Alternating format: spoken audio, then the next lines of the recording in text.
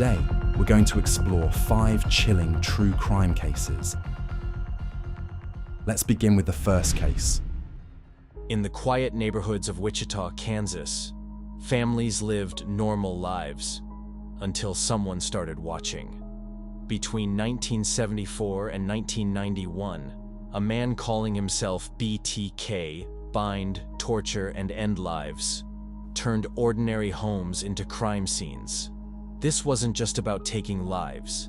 This was about power, control, and a twisted game lasting 3 decades. On January 15, 1974, 4 members of the Otero family were found deceased in their home. Parents, Joseph and Julie, along with 2 of their children, had been bound and harmed. The scene was so disturbing that even experienced investigators struggled to process it. But what made this truly terrifying was the realization that whoever did this wanted credit. He wanted attention, and he was just getting started. For 31 years, BTK remained a ghost. He would strike, then disappear for years. But he couldn't stay quiet. He sent letters to police and newspapers, providing details only the perpetrator could know. He taunted investigators, described his actions in disturbing detail, and created a unique signature for himself. The community lived in fear. Parents installed new locks. Everyone wondered, who is BTK? A neighbor, a coworker? The answer shocked everyone. BTK wasn't a drifter or obvious threat. He was someone who blended in perfectly, with a family, a job, and a respected position in the community. What makes this case chilling is that BTK lived among potential victims for decades. He attended church regularly, worked in compliance enforcing city codes, had a wife and 2 children. Neighbors described him as helpful, maybe strict, but normal. No one suspected that behind this facade was someone responsible for some of the most calculated crimes in American history. But BTK made one critical mistake. After years of silence, he couldn't resist communicating again in 2004. This decision would lead to his capture. How did investigators finally connect the dots? What technology identified someone who evaded justice for 3 decades? And what drove an apparently normal family man to commit such terrible acts? How does someone live a double life for over 30 years? What signs did people miss? How did investigators finally catch someone so careful? And perhaps most importantly, could this happen again? These questions demand answers as we explore one of the most disturbing criminal cases in modern American history. The story of Dennis Rader, the man who called himself BTK. Dennis Lynn Rader was born on March 9, 1945, in Pittsburgh, Kansas. He was the oldest of 4 sons born to William and Dorothea Rader. His childhood appeared unremarkable from the outside. The family was working class, and Dennis grew up in typical Midwestern surroundings. But even in his early years, concerning behaviors emerged that would hint at what was to come. His father worked for Kansas Gas and Electric, providing a stable income for the family. His mother was a homemaker who raised the 4 boys. They lived in a small house in a working-class neighborhood where everyone knew everyone else. It was the kind of American childhood that looked perfect on the surface. Little League baseball, church on Sundays, neighborhood kids playing in the streets. But beneath this normal exterior, Dennis was developing disturbing interests that he kept carefully hidden. As a child, Dennis displayed troubling behaviors. He harmed animals, a behavior that psychologists now recognize as a serious warning sign. He would capture stray cats and dogs and take them to a barn where he would tie them up and harm them. This wasn't childhood curiosity. It was rehearsal for what he would later do to human beings. He also developed disturbing fantasies involving bondage and control from a very young age. These thoughts consumed him, but he kept them hidden from family and friends. To everyone else, he seemed like a quiet, somewhat awkward boy who kept to himself. He was never popular, never the center of attention, but he wasn't considered strange enough to raise serious concerns. He was just Dennis. Quiet, forgettable, unremarkable. As Dennis grew into adolescence, his fantasies intensified. He began what he would later call his trolling behavior, walking around neighborhoods at night, looking into windows, watching people. He stole women's undergarments from clotheslines, taking them home to use in his private fantasies. He became obsessed with bondage imagery and detective magazines that featured women in distress. In school, Dennis was an average student. He wasn't particularly intelligent or particularly struggling. He was simply there, floating through without making much of an impression on anyone. Teachers barely remembered him. Classmates didn't think about him much at all. This ability to be forgettable, to avoid drawing attention, would serve him well in his later criminal activities. After graduating from high school in 1963, Dennis attended Kansas Wesleyan University for a brief period, but didn't complete his degree at that time. He worked various jobs, never settling into anything permanent. He was still living at home, still developing his dark fantasies, still watching and waiting for the right opportunity to act on them. In 1966, Dennis joined the United States Air Force. He served until 1970, spending time stationed in various locations including Alabama, Texas, and even a brief period in Japan and Greece. His military service was unremarkable. He received an honorable discharge and returned to Kansas. But during this time, his dark fantasies continued to develop and intensify. The military provided structure and discipline that Dennis craved. He performed his duties adequately and followed orders without complaint. He was never a standout soldier, but he was never a problem either. Once again, he was invisible, just another serviceman doing his job. But in his private moments, his thoughts were consumed by fantasies of control and domination. While stationed in Alabama, he took a correspondence course in electronics, gaining knowledge that would later help him bypass alarm systems and understand how police investigations worked. He was already planning, already preparing, even though he hadn't yet committed his first crime. In 1971, Dennis married Paula Dietz. They had met through a friend, and Paula found Dennis to be stable and reliable, qualities she valued. The couple seemed like any other young married pair starting their lives together.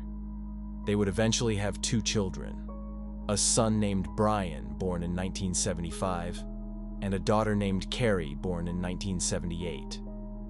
Paula worked as a bookkeeper, and Dennis pursued various jobs. From all outward appearances, they were a normal American family building a life in Wichita, Kansas. Paula had no idea about the thoughts consuming her husband's mind. Dennis was skilled at compartmentalization, keeping his family life completely separate from his dark urges. At home, he was a husband and father. In his mind, he was planning crimes, making lists of potential victims, and preparing for the day when he would finally act on his fantasies. By the early 1970s, Dennis had developed what he called his Factor X, his term for the compulsion that drove him to harm others. He spent years planning, fantasizing, and preparing. He created lists of potential victims, calling them his projects. He drove around neighborhoods, watching people, learning their routines, identifying homes where he might strike. He was patient, methodical, and calculating. Dennis studied true crime extensively. He read about other offenders, analyzing what led to their capture. He was particularly interested in forensic science and police procedures. He wanted to understand how investigations worked so he could stay ahead of law enforcement. He watched true crime television shows and took notes. He studied newspaper accounts of unsolved cases, learning from the mistakes of others. He assembled what he called hit kits, bags containing rope, guns, tape, knives, and other items he would need. He stored these kits in various locations, ready to use when the opportunity arose. Everything was carefully planned. He had escape routes mapped out. He knew which neighborhoods had the least police patrols. He understood how to disable phone lines and alarm systems. Dennis also began practicing his technique. He would break into homes when no one was there, just to prove he could do it. He would move items around, leaving subtle signs that someone had been there, though nothing obvious enough to make people call the police. This was part of his fantasy, being inside someone's private space without their knowledge, having that power and control. And in January 1974, after years of planning and fantasizing, Dennis was finally ready to act on his darkest urges. He had selected his first victims, the Otero family. He had watched them, learned their routines, and prepared his plan. The line between fantasy and reality was about to be crossed, and once crossed, there would be no going back. On a cold morning in January, Dennis drove to 803 North Edgemore Street in Wichita. The Otero family lived there, Joseph, Julie, and their children. Dennis had been watching the house for weeks. He knew the father and some of the older children would leave for work and school early in the morning, but he believed the mother would be home alone with the younger children. Joseph Otero was 38 years old, a father of 5 who had served in the Air Force before working at Coleman Company. Julie was 34, a devoted mother who had relocated with her family from Puerto Rico years earlier. They had built a good life in Wichita, raising their children in a safe neighborhood. Their older children, Danny, Carmen, and Charlie, were responsible teenagers who helped take care of their younger siblings. That morning, Dennis parked his car several blocks away and walked to the Otero home. He was dressed in casual clothes that wouldn't stand out. He carried his hit kit in a bag. He had cut the phone line the night before to prevent anyone from calling for help.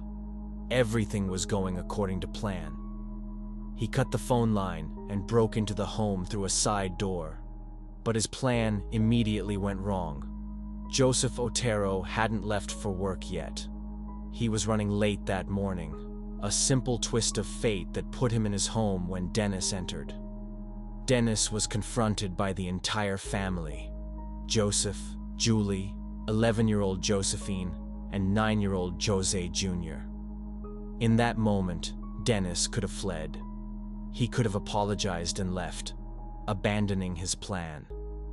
But instead, he made a choice that would set him on a path of destruction. He pulled out a gun and convinced the family he was a wanted criminal who just needed money and a car. He promised he wouldn't harm them if they cooperated. The Oteros, terrified but hoping to survive, did as he asked. Dennis bound each family member with rope he had brought in his kit. He tied their hands and feet, making it impossible for them to fight back or escape. He placed them in different rooms of the house. Joseph was in the master bedroom. Julie was in the bedroom with Josephine. Young Jose Jr. was in another room. What happened next was calculated and cruel. Dennis had not come just to rob the family or to take a car.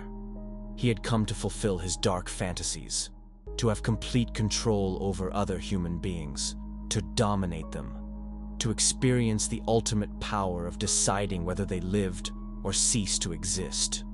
He took the life of Joseph first, using the rope to strangle him in the bedroom. Joseph fought as much as he could while bound, But Dennis was stronger and had the element of surprise. Then Dennis went to Julie and ended her life in the same manner while her daughter watched in horror. The psychological torture of making Josephine witness her mother's final moments was part of his desire for total control. Then he went after the children.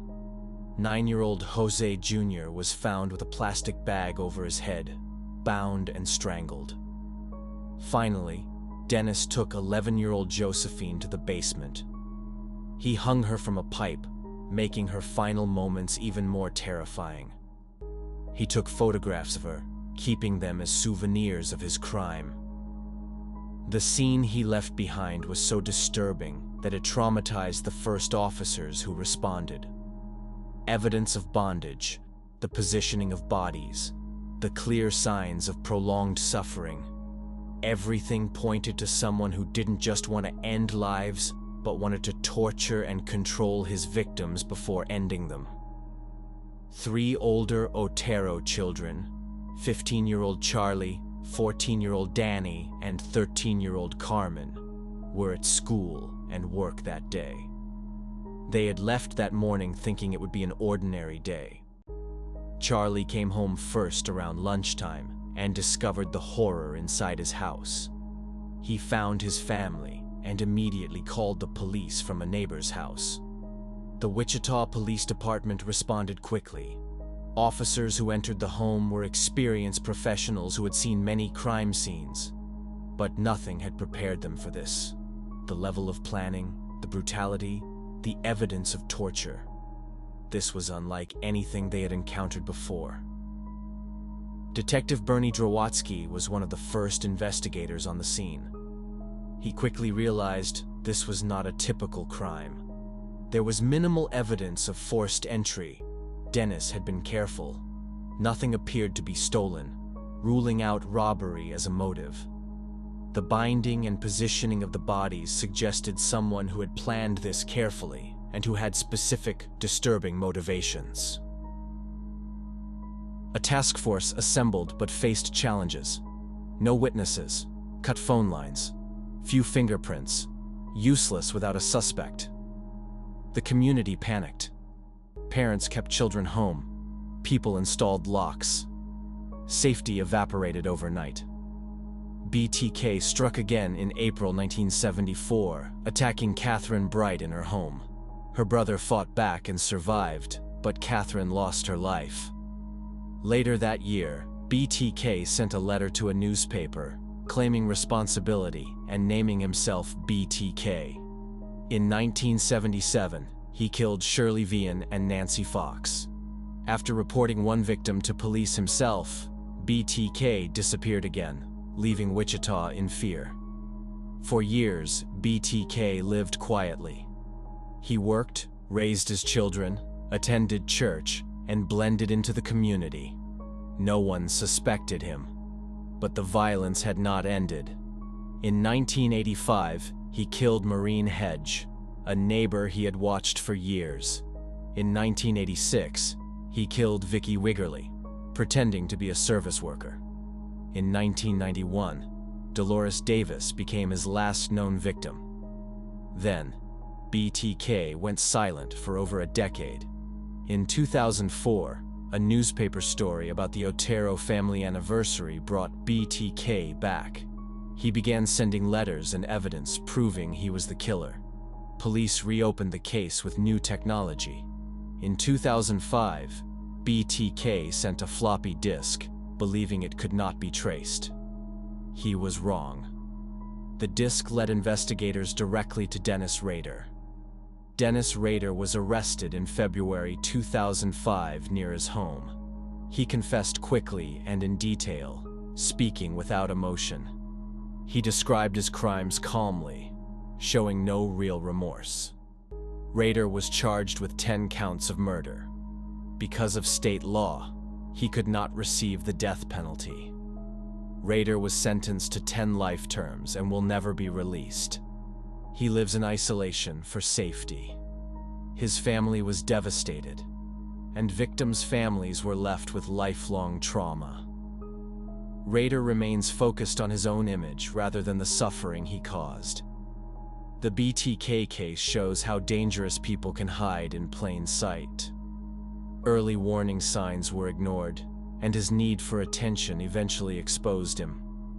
This case reminds us that awareness, technology, and community vigilance can help prevent future tragedies. The BTK case reminds us that awareness and community vigilance can save lives. Share this video to help others understand warning signs and the importance of reporting suspicious behavior. Subscribe to stay informed about true crime cases and lessons we can learn. Together, we can work toward a safer future and honor the memory of those lost. Now, let's move on to the second disturbing true crime story. Imagine opening a suitcase and finding a human body stuffed inside. Hands tied behind the back, a rope around the neck, a gag placed in the mouth to silence the screams. Now imagine finding not one, but two suitcases like this, abandoned on a quiet roadside, covered in thousands of flies, with dark liquid oozing out and soaking into the ground beneath them. The smell of death was so overpowering that grown men had to turn away. This was not a nightmare. This was real.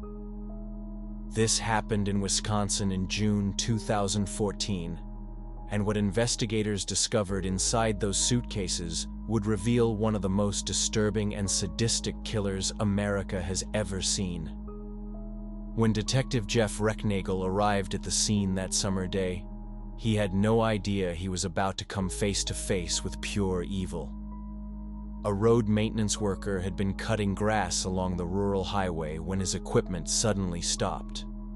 Something was blocking the path. Two large suitcases sitting in the tall grass. But these were not normal suitcases forgotten by travelers. The worker immediately knew something was horribly wrong. Swarms of flies, thick black clouds of them, covered both cases. The stench of decomposition filled the air for hundreds of feet in every direction. Dark fluid leaked from the zippers and pooled on the ground. When police carefully unzipped the first suitcase, the purple one, what they saw inside made even experienced detectives feel sick. A woman's body had been crammed inside, folded and compressed to fit into the luggage. Her hands were tied tightly behind her back with rope. Her ankles were bound together. A rope was wrapped around her neck multiple times, the knots tied with precision and care. A gag was lodged in her mouth, stretched wide open even in death. Black garbage bags were wrapped around her torso. But the most disturbing detail was her hand that had slipped out of the bags. The skin looked like old leather, dark brown and shriveled. The hand was mummified. This woman had been dead for a very, very long time, left inside this suitcase while the killer walked free. The second suitcase, the black one, contained another nightmare.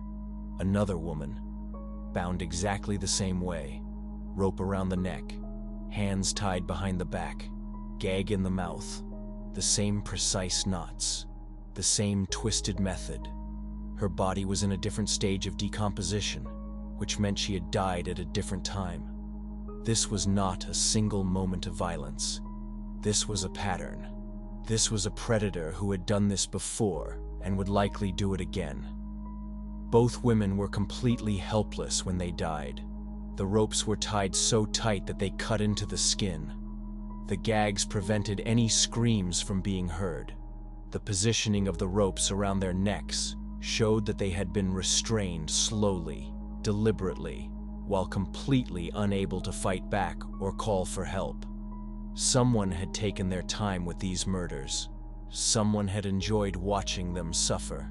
Someone had kept one body so long that it started to mummify before finally leaving both victims on the roadside. Detective Recknagel immediately called for backup. His hands were shaking as he spoke into the radio.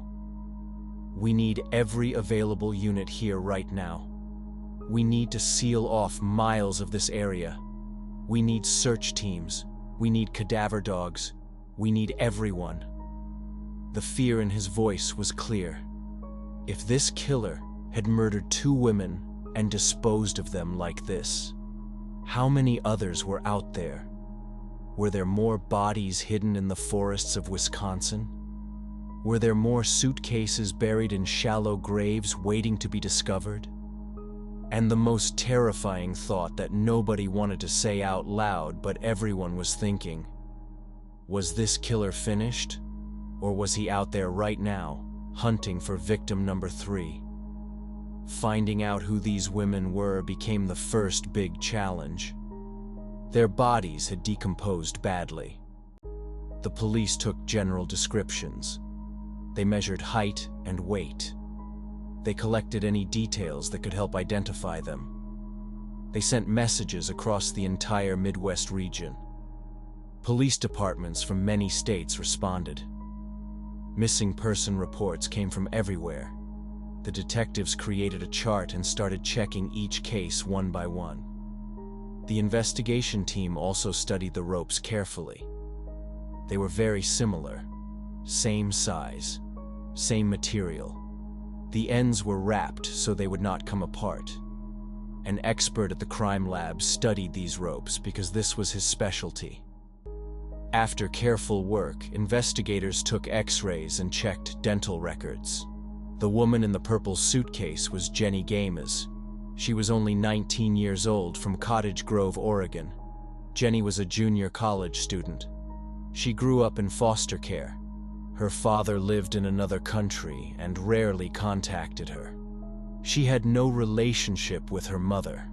On her social media, Jenny described herself as someone with no family. The woman in the black suitcase was easier to identify because of her tattoos. She was Laura Simonson, 37 years old, from Farmington, Minnesota. She was a single mother of 7 children. Laura's friend had reported her missing. The missing person alert had been sent to hotels and motels across Minnesota and Wisconsin. This friend knew a lot about Laura's plans. He knew she was going to Wisconsin. He even knew her passwords for different websites. Those passwords became the key to solving this mystery. The passwords led detectives to a shocking discovery.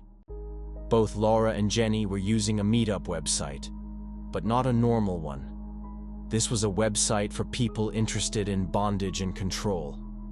Laura and Jenny did not know each other. They lived in different states. They had different lives, but they were connected by the same man. Both women had been talking to a stranger online, someone who was looking for what he called a 24/7 slave for absolute ownership. But who was this mysterious man, and where was he now? Then came a big break in the case. A hotel manager in Rochester, Minnesota remembered something important. When the missing alert for Laura went out, one employee at the hotel recognized her. Even better, they had saved the security camera video. The video showed Laura checking into the hotel. But she was not alone. There was a man with her. The next day, this man checked out alone. He paid cash and took Laura's suitcase with him. At that hotel, 27 guests stayed that night. Only one person paid with cash instead of using a credit card. That person was trying to hide his identity. The camera caught him wheeling the suitcase out on a trolley. But nobody at the hotel knew the terrible truth. Laura was inside that suitcase, dead. Detectives followed Laura's online trail. The messages led them to a man who called himself Mr. Handcuffs on the bondage website. In one heartbreaking email, Laura had written to him, "If you wanted to kill me, no one would ever find me." Police tracked this Mr. Handcuffs to an apartment in West Allis, a suburb of Milwaukee. They put the building under watch. They placed tracking devices on his vehicle. The man living in apartment number 1 was Steven Zielik. Detectives waited for Zelik to come home from work. When he arrived, they knocked on his door. He invited them inside. They recorded everything. Zelik seemed calm and helpful. He admitted he knew Laura. He said they met on a website for people interested in bondage. He explained that people who practice this lifestyle tie each other up. They use ropes, tape, and handcuffs. They blindfold each other and use gag balls. He said the control and pain create excitement. Zelik's profile picture looked like a normal person, but his online profile told a different story. He wrote, "There is nothing better than a slave tied tight, gagged, blindfolded, hooded, chained, and caged." Zelik denied meeting Laura in person, but he was very cooperative, maybe too cooperative. He gave police his DNA, just a simple mouth swab. He even let them search his computer. What Zelik did not know was that his computer had software that automatically deleted data. It had run tens of thousands of times, erasing information. But Zelik made big mistakes. He did not know that Laura's computer still had all his emails. He did not know about the hotel security video. When the DNA results came back, they were shocking. The rope around Laura's neck had DNA inside the knot. That DNA belonged to Steven Zelik. Police got a warrant and searched Zelik's small, messy apartment. They found many bottles of bleach and cleaning supplies. This was strange because his apartment was very dirty, with black mold everywhere. In a closet, they found another suitcase. Inside were tools used for his twisted lifestyle: handcuffs, ropes, duct tape, restraints. Then they found something else: a badge. Badge number 138. It belonged to the West Allis Police Department. Steven Zelik was a former police officer. Zelik had worked as a police officer for many years. His father had been a sergeant with the Milwaukee Police Department for 40 years. But Zelik's career ended badly. While on duty, he was accused of bothering women who worked at strip clubs. He would not leave them alone even when they said no. His former roommate, Jamie Bates, told reporters a disturbing story. She said Zelik once told her he kept a woman in a crate in his apartment for 7 years. He would leave her there during the day while he went to work. He would come home during lunch to check on her. Jamie said she moved out immediately after hearing this. When police brought Zelik in for questioning, he was still wearing his security guard uniform. He had become a security guard after leaving the police force. At first, Zelik tried to act like he was still part of law enforcement. Then the detectives showed him the evidence: the DNA, the hotel video, the emails.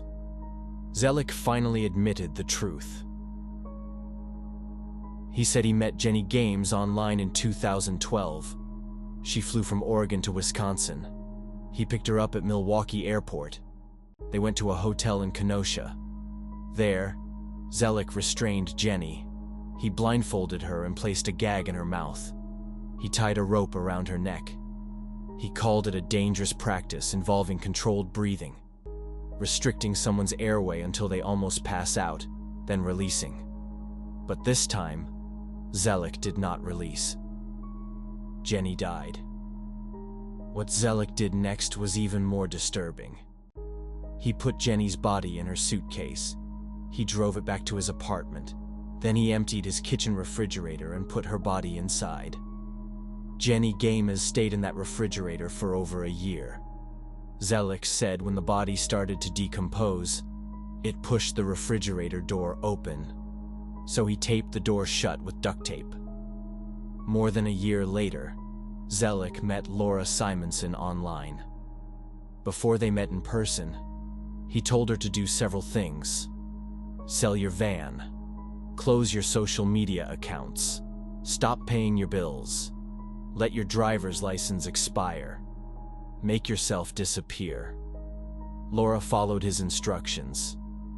In November 2013, they met at a hotel in Rochester, Minnesota. Zellick did the same thing he did to Jenny. He tied Laura up. He gagged her. He wrapped a rope around her neck. Laura passed away the same way Jenny had. Zellick claimed both deaths were accidents. He said the breath play just went too far. But prosecutors did not believe him. District Attorney Michael Gravely said the evidence showed these were not accidents. Both women were gagged. Both had ropes around their necks. Both had their hands tied behind their backs.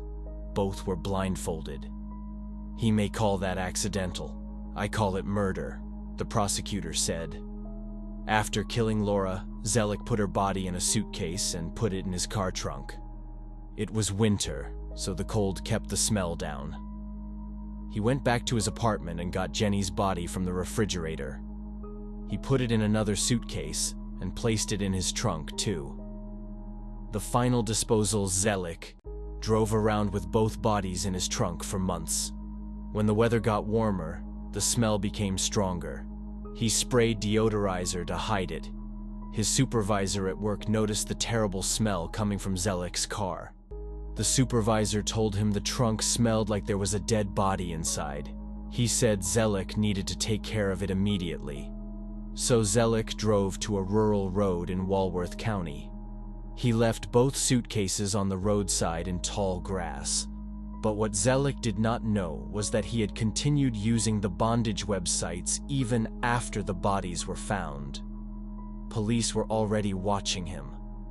In January 2016, Stephen Zellick pleaded guilty to first-degree reckless homicide for killing Jenny Games. In March 2016, he was sentenced to 35 years in prison. In court, Zellick said, "I am very sorry this occurred, and I am very sorry Jenny was the victim and I was not able to protect her." But the prosecutor saw through this. This is a person who has refused to take real responsibility for being the predator that he is, said District Attorney Gravely. In February 2017, Zellick pleaded guilty to second-degree murder for killing Laura Simonson in Minnesota. He received 25 years in prison for that crime. In October 2017, Zellick was sentenced to 2 more 5-year terms for hiding both corpses in Walworth County. Jenny's mother, Joyce Gunseless, spoke in court by phone from Oregon. "She was the love of our life," she said through tears. "We have to sit and deal with this day after day. It is very hard." Laura's daughter Sarah, who was 18 years old, called Zellick a monster. She said, "While he rots in a cell, maybe he will realize what kind of pain and suffering he brought to so many people." Laura's sister Nikki Carlson also called him a monster. The family wanted to make sure he would never walk free again. All of Zellick's sentences were made to run one after another, not at the same time. This means 35 years for killing Jenny Games, 25 years for killing Laura Simonson, 10 years for hiding both bodies. Total, 70 years in prison. Stephen Zellick is currently held at Dodge Correctional Institution in Waupun, Wisconsin. He would be 122 years old before becoming eligible for release. This means Stephen Zellick will spend the rest of his life behind bars. He will die in prison. The story of Jenny Games and Laura Simonson teaches us important lessons about danger hiding in unexpected places. Both women were looking for connection. Both made choices that put them in terrible danger. The person they trusted was a predator wearing a mask of normalcy. Stephen Zellick was a police officer, someone sworn to protect people. But he used his position and knowledge to hunt vulnerable women. He carefully selected victims who had few family connections, women who would not be quickly missed. We must stay aware of the people we meet, especially online. We must trust our instincts when something feels wrong. We must check in with friends and family when meeting new people. evil does not always look evil. Sometimes it wears a uniform. Sometimes it seems helpful and kind. Sometimes it knows exactly what to say. If this story made you think, please share it with others. Help spread awareness about online safety and the dangers that exist in our society. Share this video with someone who needs to hear it. Your share could save a life. Subscribe to our channel to be part of this journey of awareness and justice. Together, we can shine light on the darkness and protect those who might become victims. Remember, being careful is not being paranoid. It is being smart and staying alive. Stay alert. Stay connected with loved ones. Trust your instincts, because we never know when danger might be closer than we think. Now, let's move on to the third horrifying serial killer story. It was a small plastic inhaler, the kind used by someone with asthma, a routine, personal item. And it was sitting inside a pig farm in Port Coquitlam, British Columbia, a farm that had no connection to the woman it belonged to. That inhaler was traced to one of the women who had gone missing from Vancouver's downtown east side. Police had received tips about this property for years. Reports that women were going in and not coming out. Reports that were logged and largely set aside. But this inhaler was physical, traceable. It connected a missing woman directly to a 17-acre farm. Once that link was confirmed, the investigation that followed became one of the largest forensic operations in Canadian history. And the story it uncovered was one that Canada had failed to see for far too long. Port Coquitlam is a suburb 17 miles east of Vancouver, quiet, tree-lined, and entirely unremarkable to most who pass through it. Canadians knew it mainly as the hometown of distance runner Terry Fox, but on its outer edge, at 953 Dominion Avenue, sat a 17-acre pig farm that had been in the Picton family for 3 generations. From the road, it looked like a working rural property. Up close, the smell and scale of the operation made it something else entirely. Robert William Picton was born on October 24th, 1949, the second of 3 children. The household he was raised in bore almost no resemblance to an ordinary domestic environment. Court documents described a home in severe disorder, garbage throughout the living spaces, animal waste present inside the dwelling, and the boundary between family home and livestock operation almost non-existent. Neighbors who visited in those years described conditions that stayed with them long afterward. His mother Louise was described by those who knew the family as volatile and domineering. Robert never developed the basic skills of ordinary social interaction. At school, he was an outsider from the first day. His clothes carried the smell of the farm. Other children kept their distance or were openly hostile. He had no close friendships outside his brother David. He eventually dropped out of school entirely and returned to the one place that made sense to him, the farm and the daily physical work it demanded. His mother Louise died in 1979. His father Leonard died in 1984. Their sister Linda took her inheritance and left. The property passed to Robert and David. In the mid-1990s, something unexpected happened. The family sold off significant portions of Vancouver area landholdings as the city expanded around them. The sale generated over 5 million Canadian dollars. Robert Picton, a man who had spent his life at the margins of every social group he had encountered, suddenly had money. And money changed who came to see him. In 1996, Robert and David Picton registered a non-profit organization with the Canadian government called the Piggy Palace Good Times Society.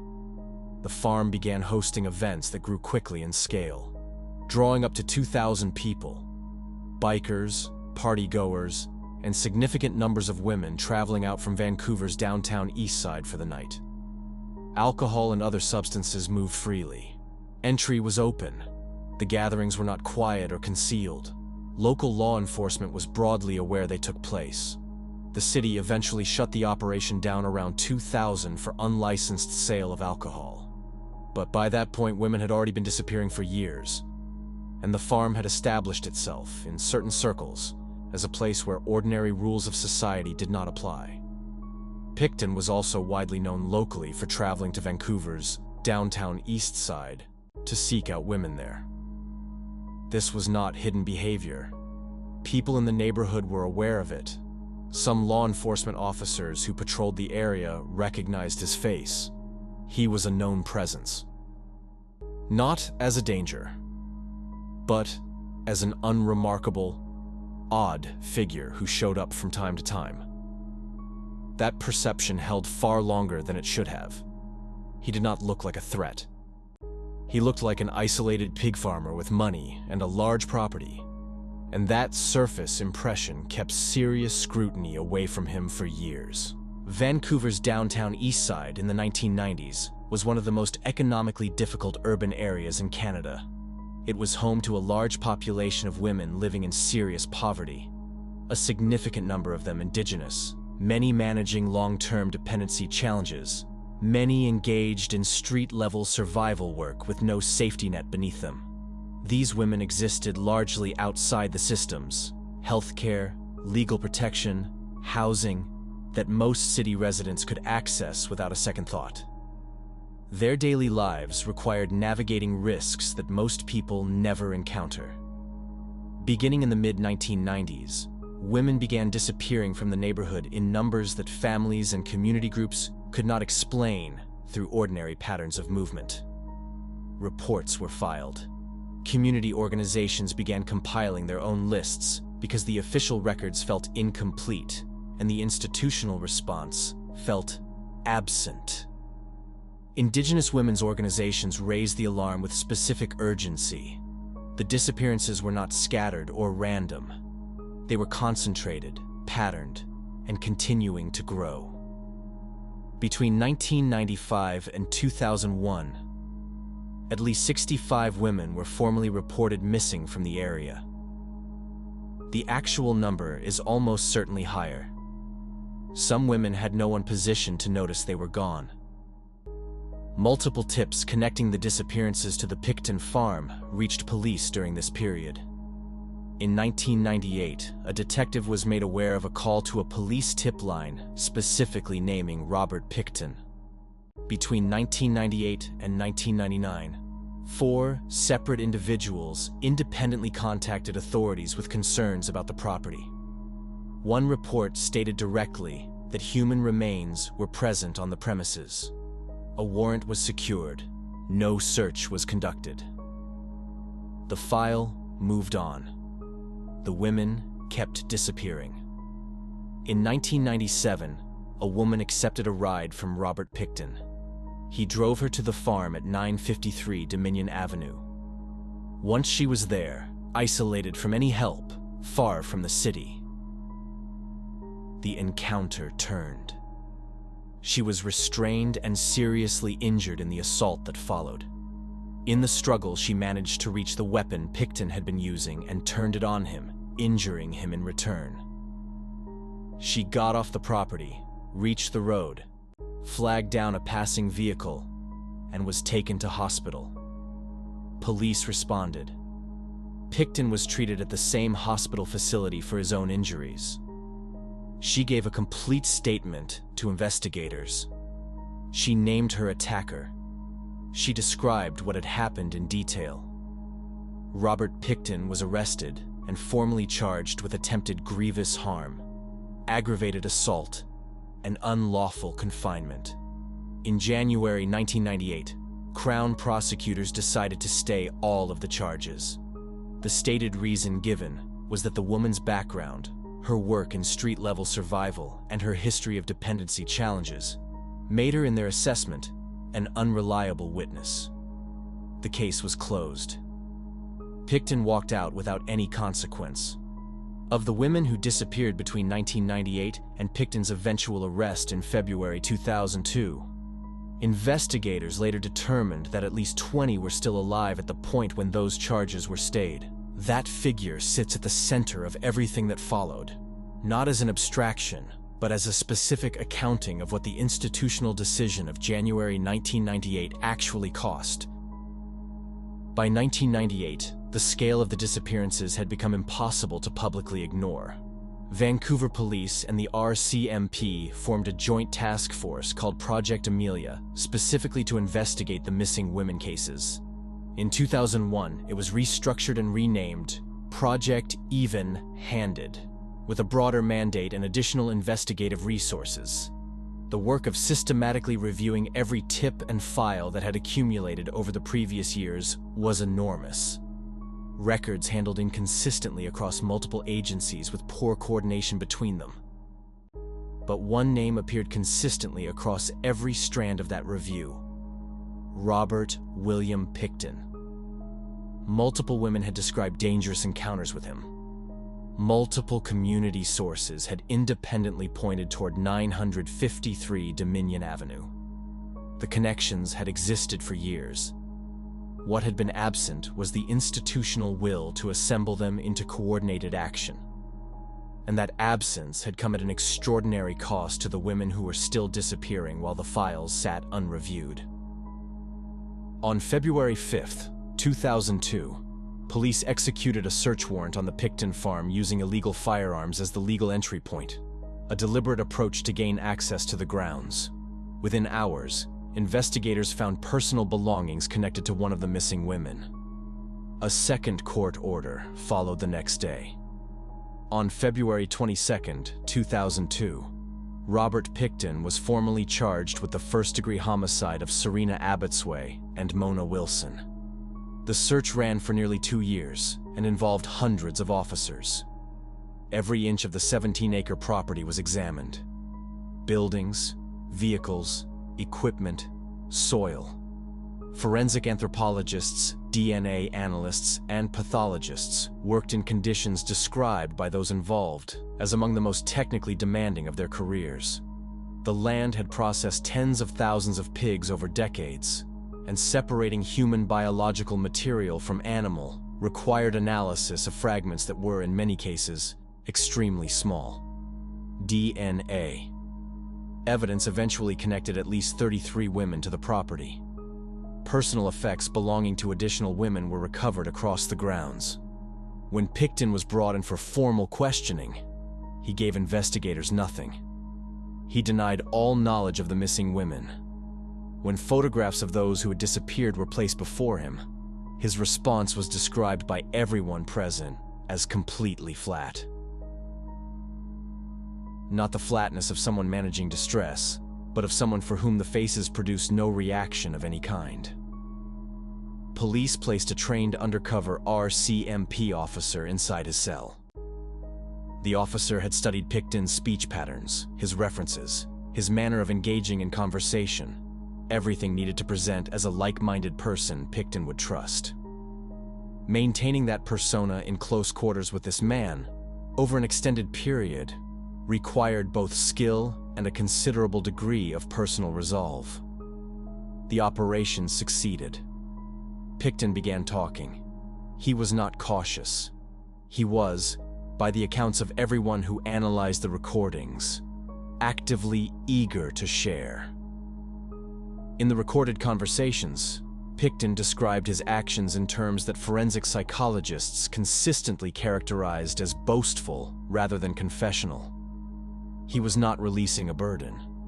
He was presenting what he considered an achievement and expecting recognition for it.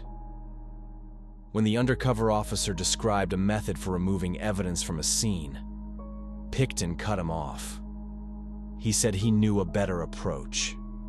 He described the rendering equipment on the farm, industrial machinery designed to process animal remains into base biological material, and the specific role it had served.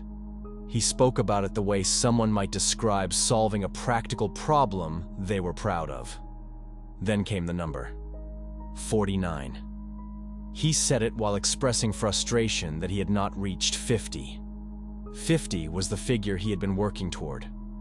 Forensic psychologists reviewing the recordings for the Crown stated that this framing, behavior described as a running total, a personal target missed, was consistent with someone who had wholly removed any recognition of the humanity of the people he was discussing.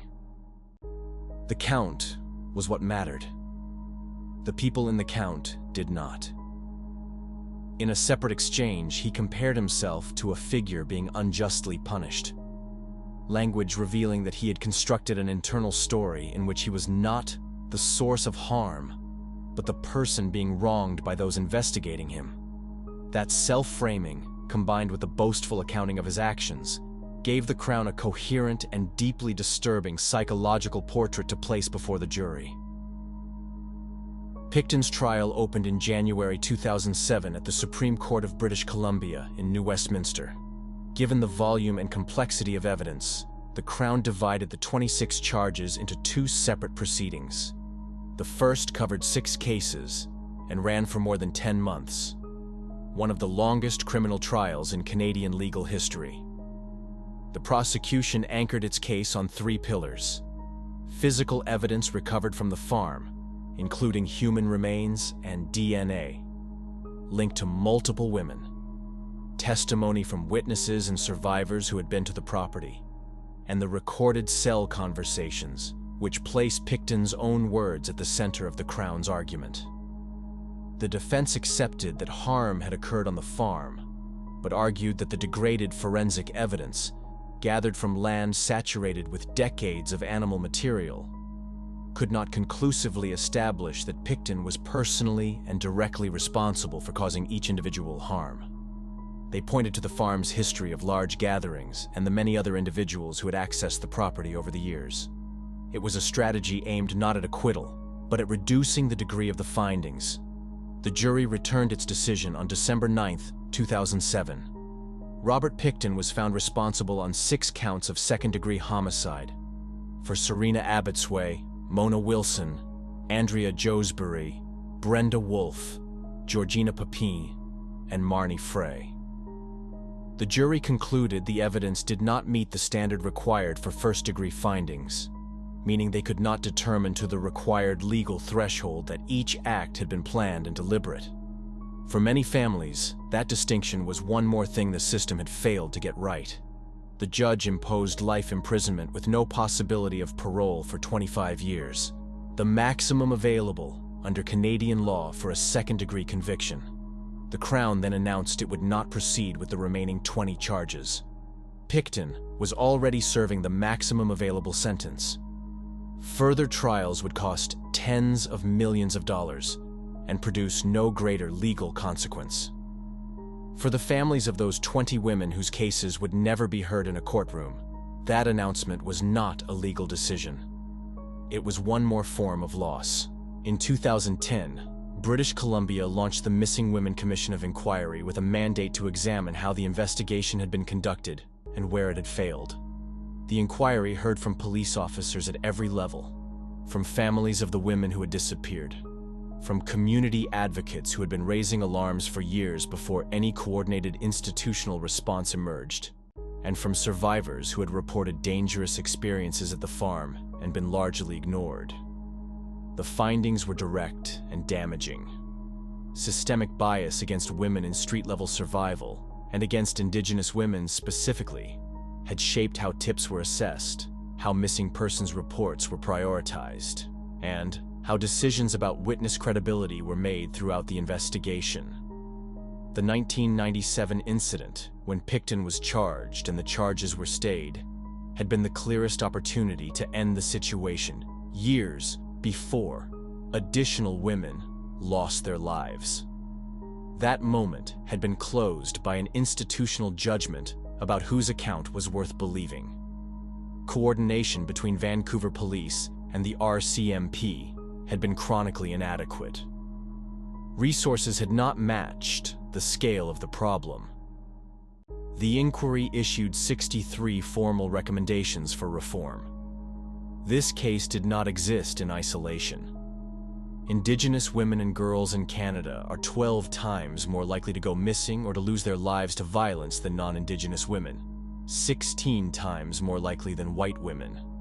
The Picton case became a catalyst for the national inquiry into missing and murdered Indigenous women and girls. which ran from 2016 to 2019 and gathered testimony from over 2,000 survivors and family members. The final report concluded that the pattern of violence and institutional neglect directed at Indigenous women in Canada constituted genocide. The word was chosen deliberately, to name the scale and to establish a level of accountability that softer language could not carry. The women Robert Pickton was charged in connection with were Serena Abbotsway, Mona Wilson, Andrea Joesbury, Brenda Wolfe, Georgina Papin, Marnie Frey, Wendy Crawford, Heather Bottomley, Jennifer Furminger, Helen Hallmark, Patricia Johnson, Heather Chinnock, Tanya Holick, Sherry Irving, Ingrid Hall, Diane Rock, Sarah DeVries, Cynthia Felix, Angela Jardine, Diana Melnick, Deborah Jones, Kara Ellis, Tiffany Drew, Kara Koski, Andrea Borhaven, and Jacqueline McDonnell. These are names, not a number attached to a case file. Each belonged to a person with a life, a history, and people who loved them. Serena Abbotsway was 29, described by family as artistic and kind, working toward a more stable future.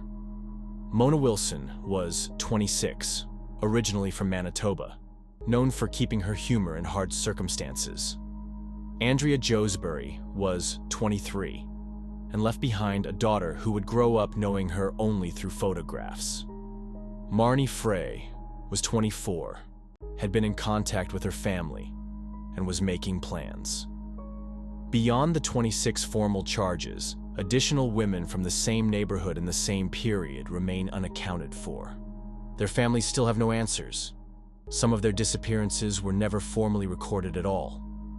Following his conviction, Pickton was held at Kent Institution in British Columbia and later transferred to Port Cartier Institution in Quebec. In May 2024, he was attacked by another person at the facility and sustained serious injuries. He did not recover. On May 31st, 2024, Robert William Pickton passed away in hospital. He was 74 years old. For the families of the women he harmed, news of his passing arrived differently for each of them. Some described something close to relief.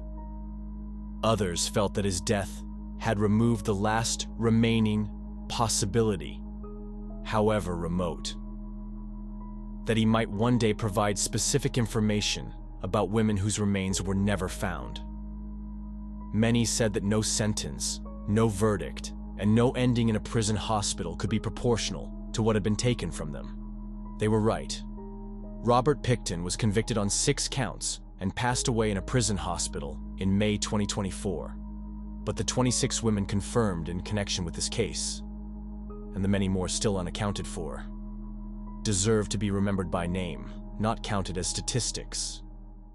Their stories exposed failures that went far beyond one man and one farm.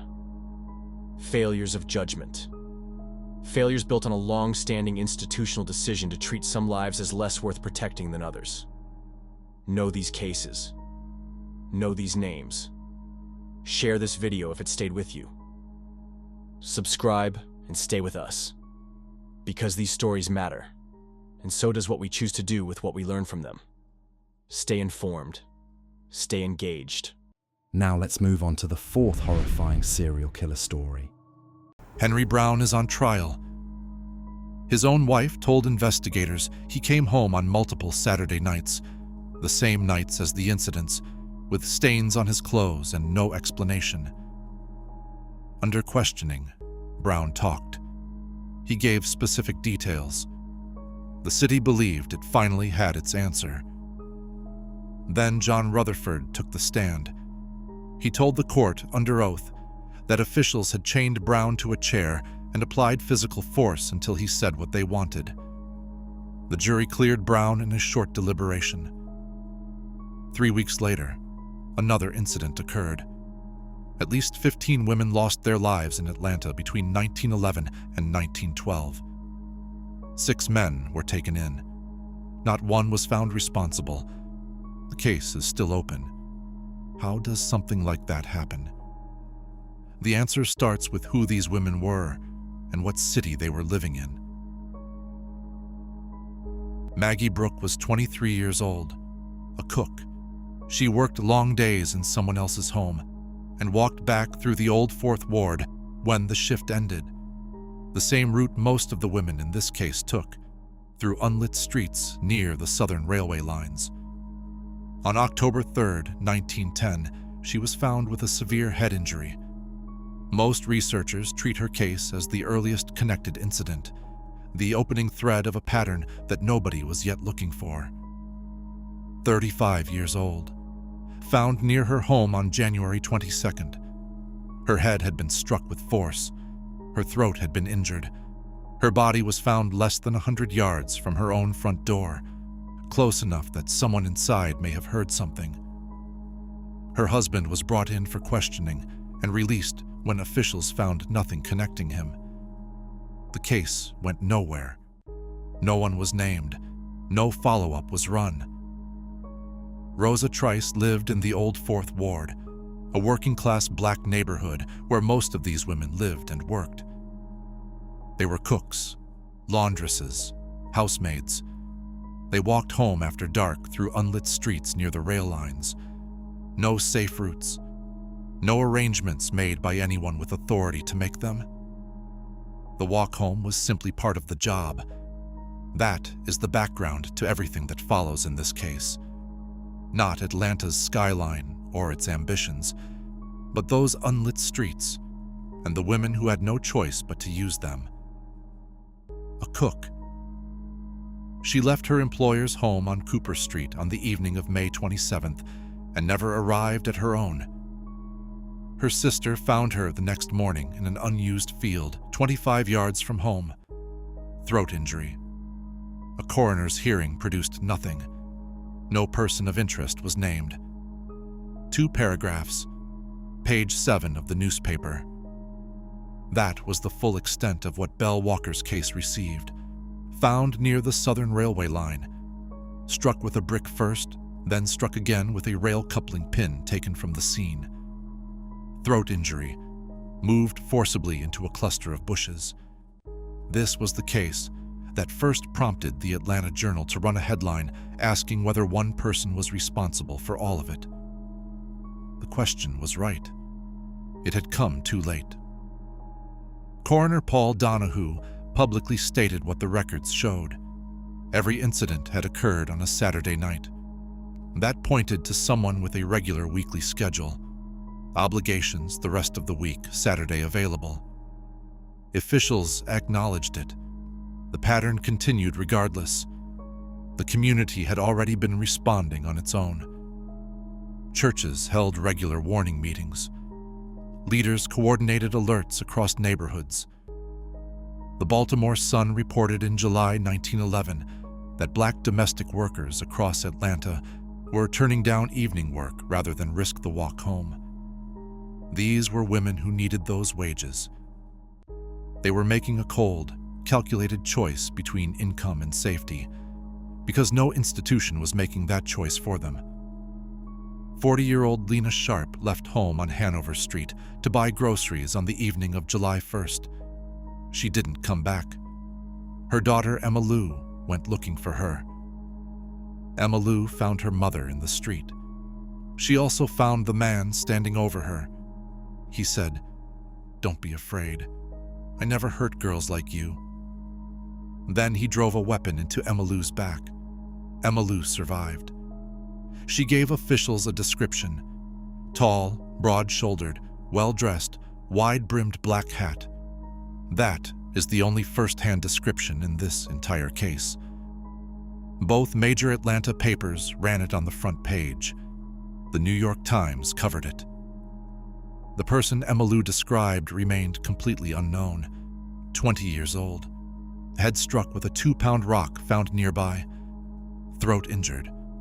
Shoes removed, not just left at the scene. Taken. Henry Huff was detained. Last seen with her that evening. Fresh marks on his arms, stained clothing. A grand jury charged him. The cases continued while he was held. he was cleared. The shoe detail is one of those elements that appears in multiple cases throughout this series and never gets resolved. Sadie Holly's case, Marianne Duncan's case, others. The shoes were removed each time, not discarded nearby, genuinely gone. Whether that was deliberate, habitual, or meaningful in some way the record doesn't explain, nobody ever established. It just keeps appearing, case after case, with no answer attached to it. Marianne Duncan, 20. Found August 31st, between railway tracks in the Blandtown area. Throat injured, shoes removed, the 8th confirmed case. The pattern had continued regardless of who was in custody. Minnie Wise. Found November 10th, head and throat injured. Her right index finger had been severed at the joint. Her husband was initially looked into and nothing was established. Mary Putnam, November 21st, 1911. The most severe case in the series. Head severely injured, throat wound inflicted. Heart removed from the chest and placed beside her. A tracking dog followed a trail 200 yards before losing it at a road. By the end of 1911, at least 15 women were gone. Some researchers, accounting for earlier and later connected cases, placed the true number at 21.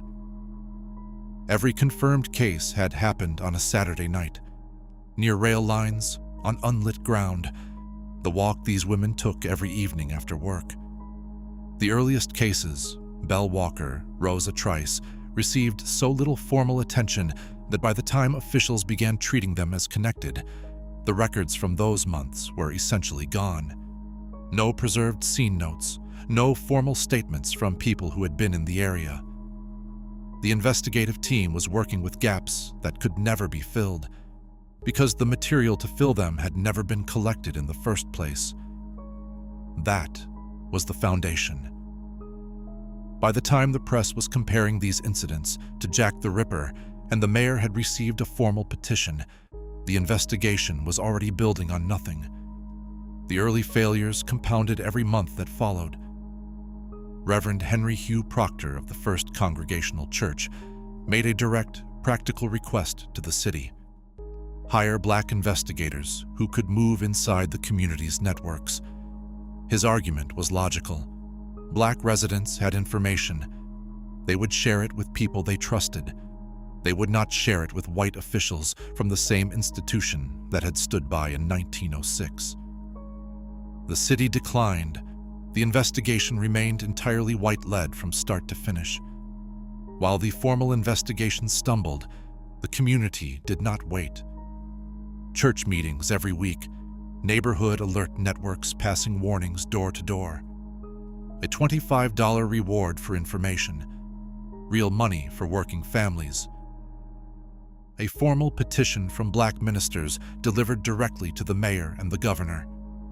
That petition was received, noted in the official record, and changed nothing. In November 1911, an unnamed official told reporters that the reason the cases hadn't been resolved was that the black community wasn't cooperating. The community that had been running warning networks, raising money, and filing formal petitions for months, publicly blamed for the investigation's failure. Henry Huff, detained after Sadie Holly's case, formally charged, cleared when the cases continued while he was held. Todd Henderson, brought in on a vague resemblance to Emma Lou's description and what officials called strong circumstantial documentation. Cleared. Charles Owens, found responsible for one case and given a life sentence. Most researchers today believe it was a misidentification. The incidents appear to have continued after he was imprisoned. He was likely the wrong man. Every time the same cycle. Public pressure, an official announcement, a case presented as solid, then a courtroom, and it all came apart. August 10th, 1912. Henry Brown, also known as Lawton Brown, was brought in after his wife told officials he had come home on multiple Saturday nights with marks on his clothing and no explanation. Under questioning, Brown gave specific details about the cases. The city believed this was finally the one. His trial opened in October 1912. Then John Rutherford took the stand. He told the court that officials had physically restrained Brown and applied pressure until Brown said what they wanted. Brown's legal team showed he had a documented history of confirming things under duress, and that every detail he gave was available in that week's newspapers. The jury cleared Brown after a short deliberation. No physical documentation independently linked him to any case. The entire case rested on a statement the court refused to accept. Within 3 weeks of the acquittal, another incident occurred. The person responsible had never been in that courtroom. By the end of 1911, here is where things stood. 15 women gone. A documented Saturday night pattern that the coroner had flagged publicly in July. The only first-hand description of the responsible person, tall, broad-shouldered, well-dressed, wide-brimmed black hat, provided by a 14-year-old girl in July, filed and not meaningfully followed up. 2 major Atlanta newspapers now covering the cases. A New York Times report, a formal petition from the black community delivered to the governor, a $25 community-funded reward, and 0 persons of interest with anything solid linking them to the core series. Henry Huff had been charged and cleared. The incidents had continued while he was held. That fact alone should have reset the entire investigation. It didn't. After Emma Lou Sharp's survival in July 1911, both major Atlanta papers expanded their coverage. The case was now on the front page. National press had picked it up. Investigators were under pressure in a way they had not been during the first 5 months, when Belle Walker, Rosa Trice, and Addie Watts received almost no formal documentation. That pressure produced something. It produced detentions, public announcements, the appearance of progress. What it did not produce was a resolution, because the early months of missing documentation, unrecorded scenes, and uninterviewed community members had already made a solid case nearly impossible to build. The investigation was not going to find its way back from that, and everyone involved, if they were honest, knew it. Maggie Brooke, 23.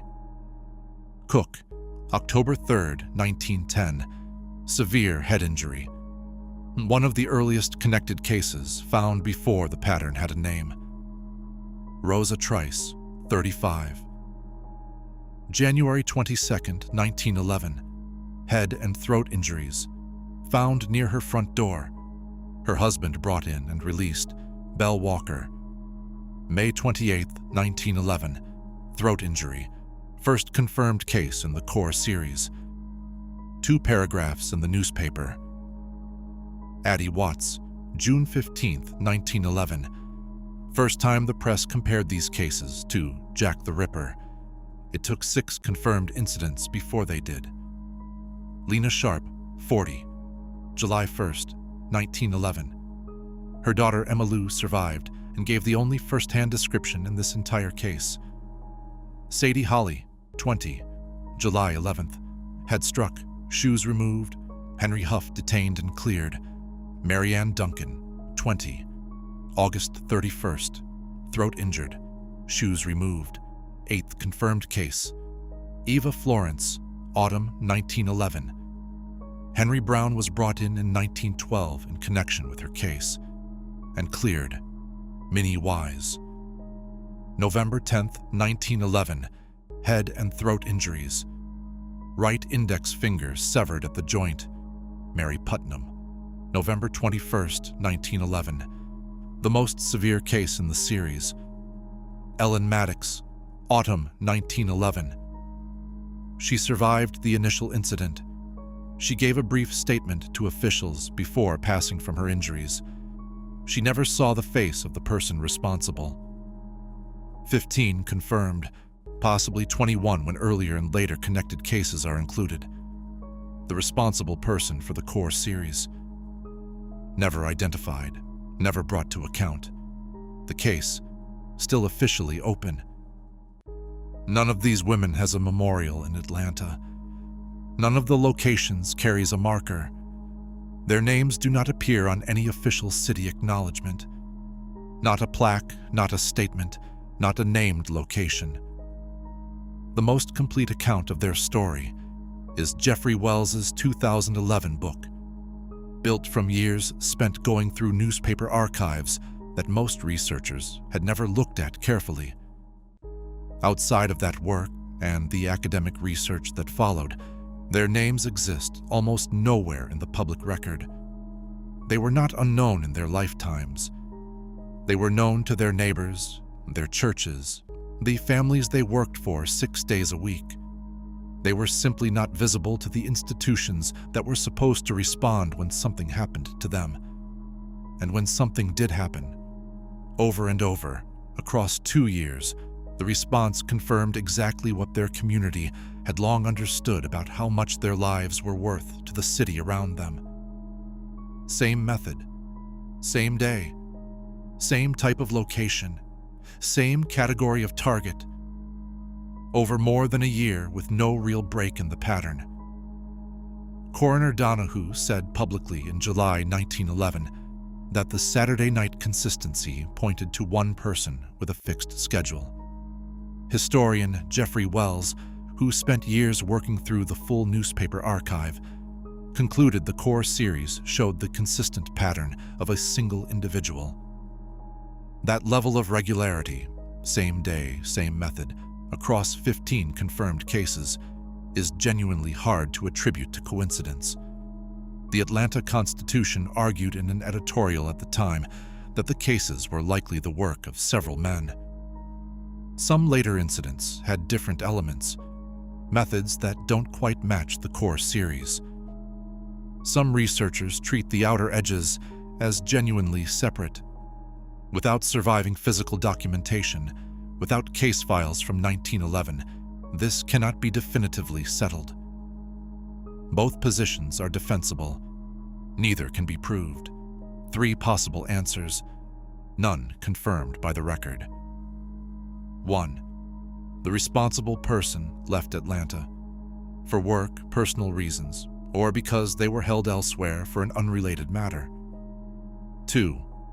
The community's sustained self-protection, the warning networks, the women refusing night walks, the organized alerts, made isolated targets far harder to find.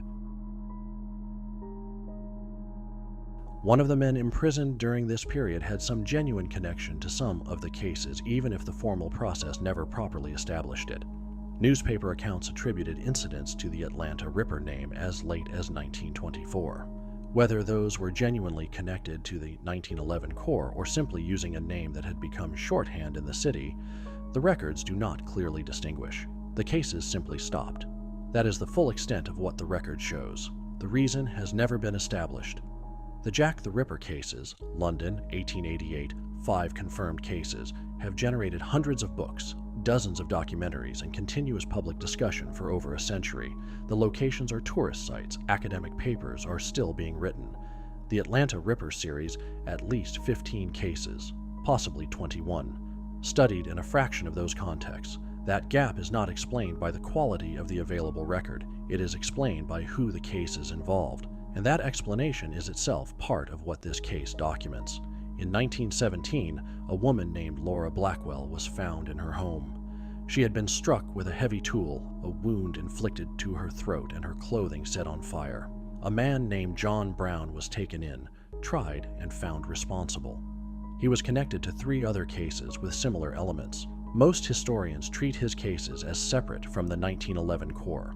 The method was different enough to suggest a different responsible person, but his case also shows what was always possible. When scenes were documented properly and the process ran with adequate resources, a verdict was reachable.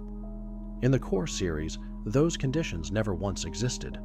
The case files from the earliest incidents are largely gone, either never properly created or lost in the years that followed. The newspaper archives that form most of the primary record are incomplete, inconsistent in dates and names, and written by reporters who were not covering these cases for the community that was living through them. Without surviving physical documentation, without anyone alive who was there, and without usable case files from 1911, the identity of the responsible person will not be established. That is not pessimism. That is simply what the record contains. Reverend Proctor asked for black investigators. Refused. Not delayed, not reconsidered. Refused. Emma Lou Sharp, 14 years old, having just survived an attempt on her life, gave investigators every detail she could the morning after. The description went into a file. The cases continued. It was never the basis for a sustained community-level search. The community organized, warned each other, raised money, signed formal petitions, and delivered them to the mayor and the governor. They did everything an engaged community is supposed to do. They were publicly blamed for the investigation's failure. Each of those was a choice, made by real people in real institutions with real power. Each choice made a resolution less likely than it already was.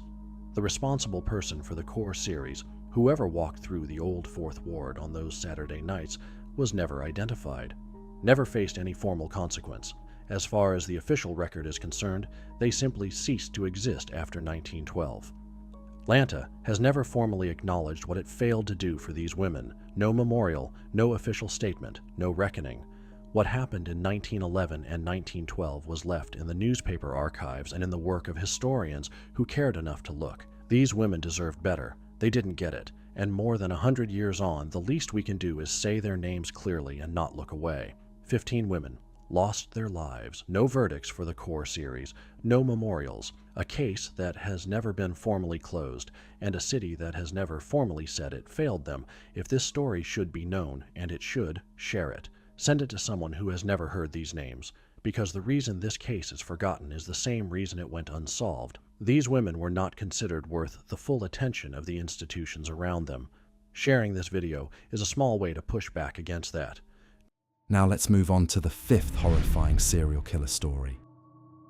In early 1949, a wealthy widow living at one of London's most elegant hotels told a charming fellow resident about a business idea she had been developing. He listened carefully, asked thoughtful questions, and told her his engineering company would be very interested. He invited her to his workshop to see the operation firsthand. She was delighted. She dressed in her finest black Persian lamb coat, met him in the hotel lobby, and stepped into his car. She did not return that evening. She did not appear at breakfast the following morning. And when investigators eventually found the evidence left behind at his workshop in Crawley, they realized she was not the first. She was not even close to the first. There had been 6 before her, all people who had trusted him completely, all gone without a trace. Nobody had connected a single one of them. And the man responsible had been living in plain sight the entire time. The man and William McSwan had known each other since the late 1930s, when our man had worked briefly as William's chauffeur.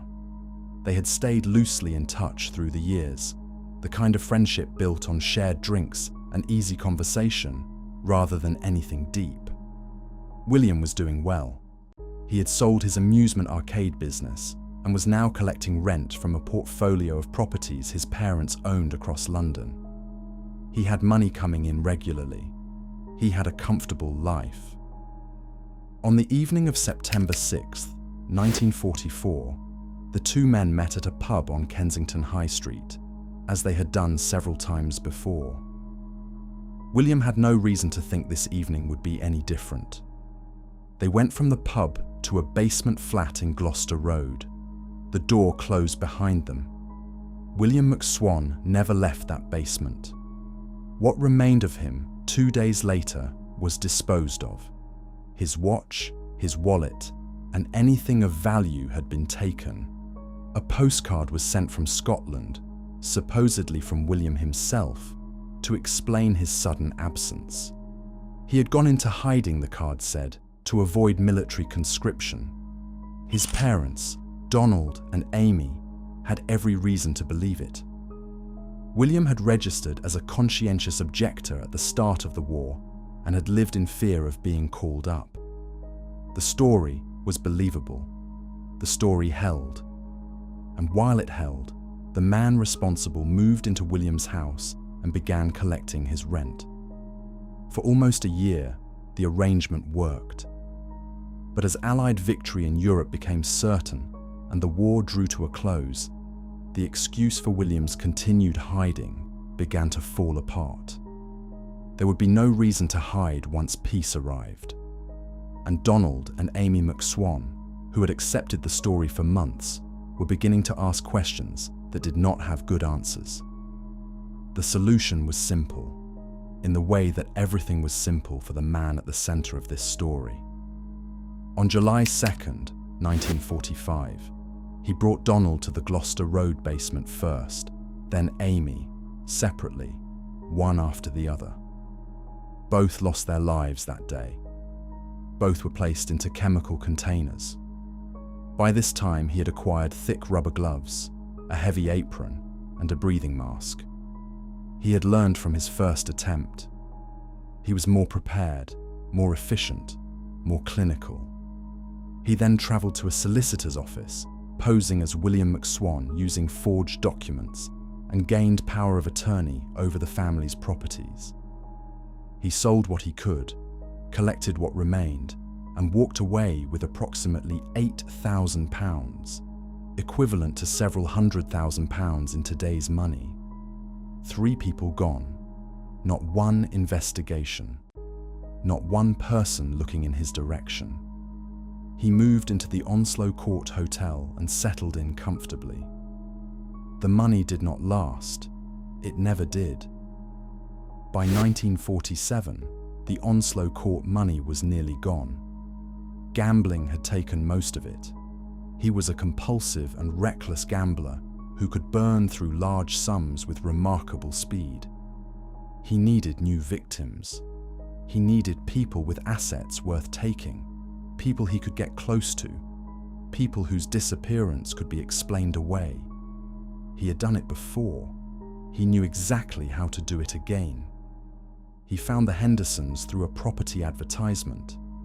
Dr. Archibald Henderson and his wife Rosalie were wealthy socialites with expensive tastes, a fondness for parties, and an unstable marriage. Archie drank heavily. Rosalie was anxious and prone to confiding in people she felt understood her. They were, in other words, precisely the kind of people a charming and attentive man could work his way into very effectively. He told them he was interested in buying their house in Ladbroke Square. He had £26 in his bank account at the time. The offer was never going to proceed.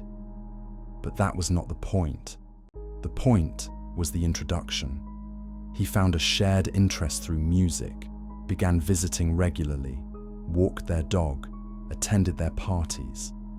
He made himself indispensable and entirely trustworthy. He also, during one of his visits, quietly took note of where Archibald kept his revolver. He had by this point arranged for the transfer of his equipment, the drums, the acid, the tools of what had become for him a practiced method, to a rented storehouse on Leopold Road in Crawley. Everything was in place. On February 12th, 1948, he drove Dr. Henderson down to Crawley on the pretense of showing him the workshop. Once inside, he used Archibald's own revolver, the one he had taken from the Henderson house, to end the doctor's life. He placed the body in a drum and drove back to collect Rosalie. He told her that Archie had been taken suddenly ill and needed her immediately. She came without hesitation. She trusted him completely. Rosalie Henderson lost her life in that same workshop that same afternoon. He used acid to destroy evidence, tipped the remains behind the workshop, including, he noted later without particular concern, and evidence had not been fully destroyed, and set about forging letters in the Hendersons' names. They had gone to South Africa, the letters explained. There had been some financial trouble. Their friend was handling their affairs in their absence. Rosalie's brother Arnold grew deeply suspicious, especially when a letter arrived suggesting the Hendersons owed their friend a substantial sum of money, payable in property. Arnold came to London to investigate. He found nothing connecting his instincts to the truth. The man in front of him was too helpful, too reasonable, too plausible to be anything other than what he said he was. Arnold eventually gave up and went home. Another narrow escape. He walked away from the Hendersons with over £8,000, back to the Onslow court, back to the gambling tables, back to the life he intended to maintain, no matter what it cost. By early 1949, the cycle had completed itself again. He was behind on his hotel bills. He owed money to bookmakers across London. He needed a solution, and he needed one quickly. The Onslow Court Hotel, with its collection of wealthy elderly residents, was a natural place to find one. Olive Durand Deacon was 68 years old, a widow, and a woman of comfortable means who lived in room 115. She was sharp, sociable, and proud. She had developed a business idea she was excited about, artificial fingernails, and had been looking for someone with engineering knowledge who might help bring it to reality. When she mentioned the idea over dinner to the charming man at the table, he told her his company would be very interested. He had a workshop. They could go and look at some prototypes. He was most enthusiastic.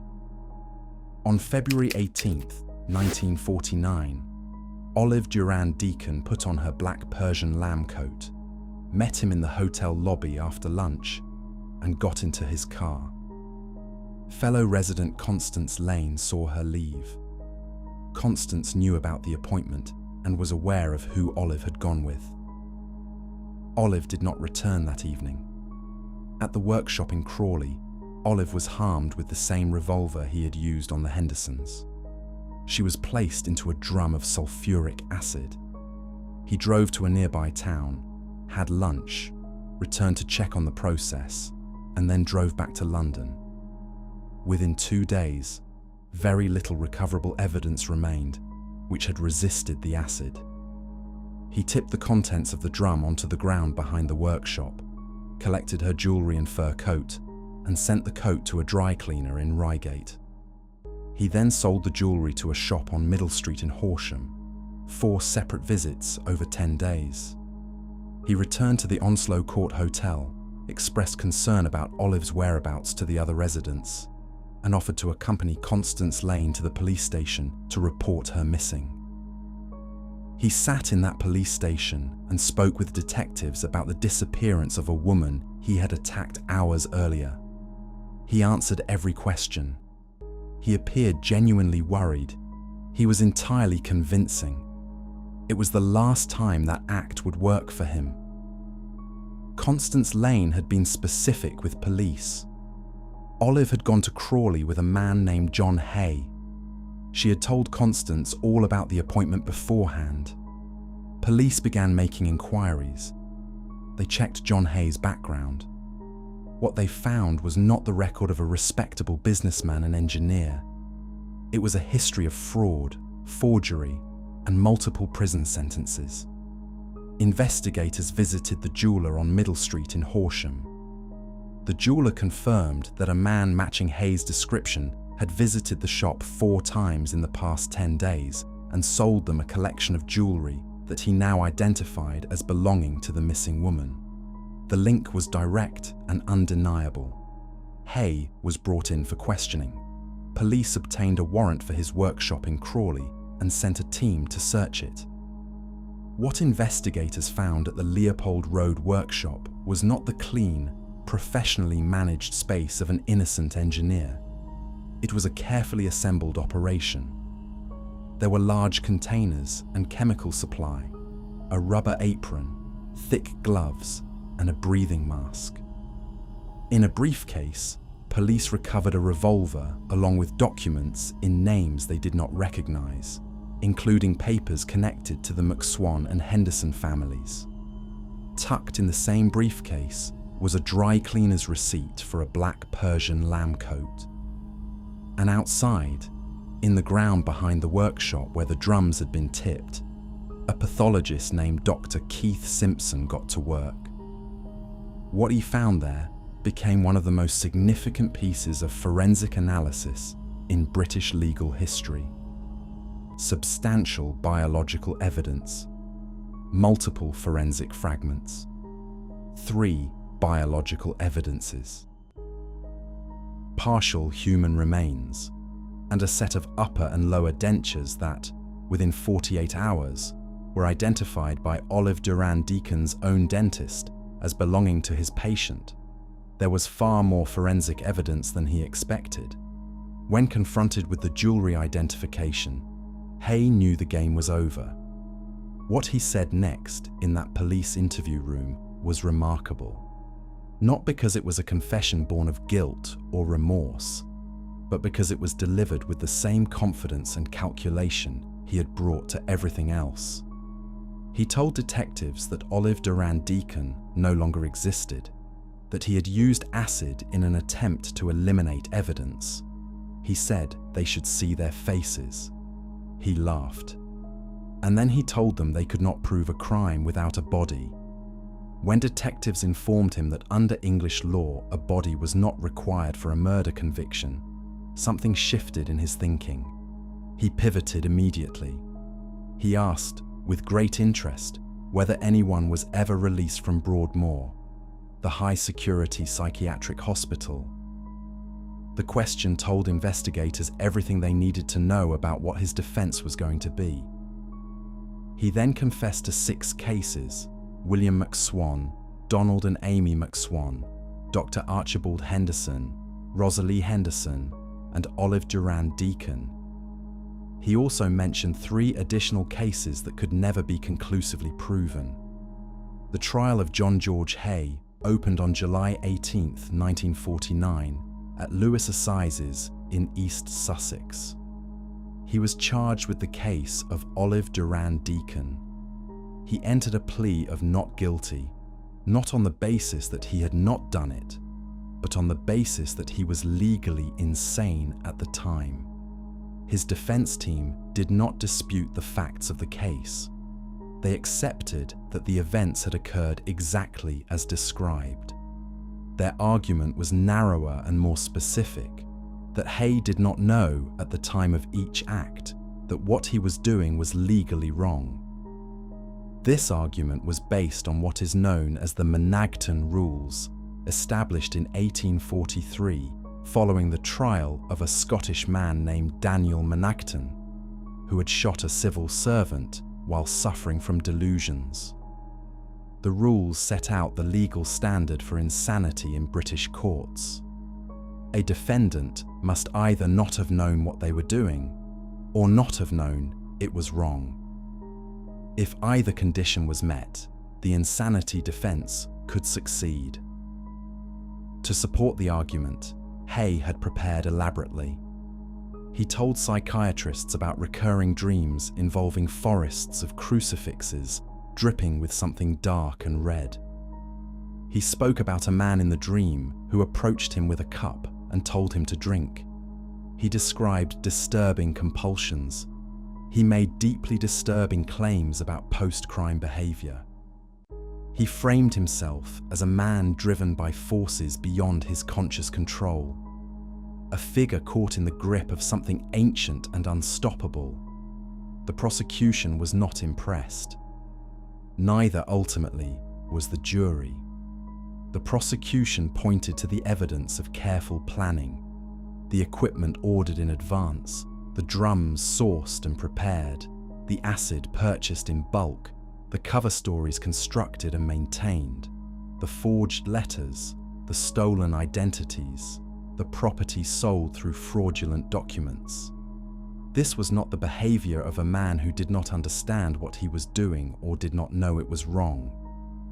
This was the behavior of a man who understood exactly what he was doing and had taken extensive steps to avoid being caught for it. The prosecution also drew the jury's attention to a question Hay had asked shortly after his arrest: whether anyone was ever released from Broadmoor. It was a small moment, but a revealing one. A man genuinely unaware of the wrongness of his actions does not ask whether the psychiatric hospital he might be sent to has a discharge process. The jury deliberated for 17 minutes. They returned a verdict of guilty. Judge Travers Humphreys sentenced John George Hay to death. On August 10, 1949, at Wandsworth Prison in London, John George Hay was put to death. He was 39 years old. He was buried within the prison grounds, his body remaining intact, a simple thing he had never allowed any of his 6 confirmed victims. Now that the full account of the crimes and the trial has been told, the question that remains is the one that always remains with cases like this. Who was this man before all of it? And what made him into the person who sat in that interview room and laughed? His name was John George Hay. He was born on July 24, 1909, in Stamford, Lincolnshire. He grew up in the small village of Outwood in Yorkshire, the only child of John and Emily Hay, both deeply committed members of a strict Protestant religious group called the Plymouth Brethren. The Plymouth Brethren were not a gentle faith. They believed themselves to be a chosen people, set apart from and superior to those around them. Newspapers were banned in the Hay household. Outside friendships were discouraged. John Sr. had built a wall around the property, several feet tall, to separate the family from neighbours he considered inferior. The only book in the house was the Bible. The only framework for understanding the world came through the lens of sin, divine judgment, and the absolute authority of religious law. John Sr. had a small blue scar on his forehead. He told his son it was the mark of Satan, that sin left visible marks on the body, and that if young John ever behaved wrongly, a similar mark would appear on him. John lay awake at night with his hand pressed to his forehead, waiting. The mark never came. No matter what he did, no mark appeared. He began, quietly and privately, to draw his own conclusions from this. He was untouchable. The rules that applied to other people did not apply to him.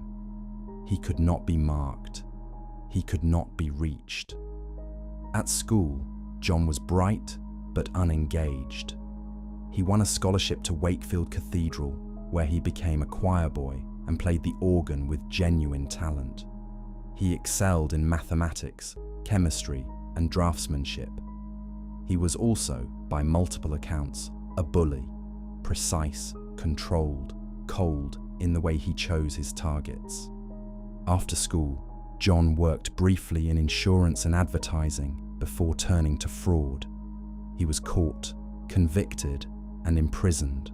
Released, he moved to London, found employment as a chauffeur, set up a fake solicitor's office, sold fraudulent shares, was caught again, imprisoned again. The pattern repeated through the 1930s into the early 1940s. He was a skilled forger, one of the best Britain had seen, according to investigators who studied his work.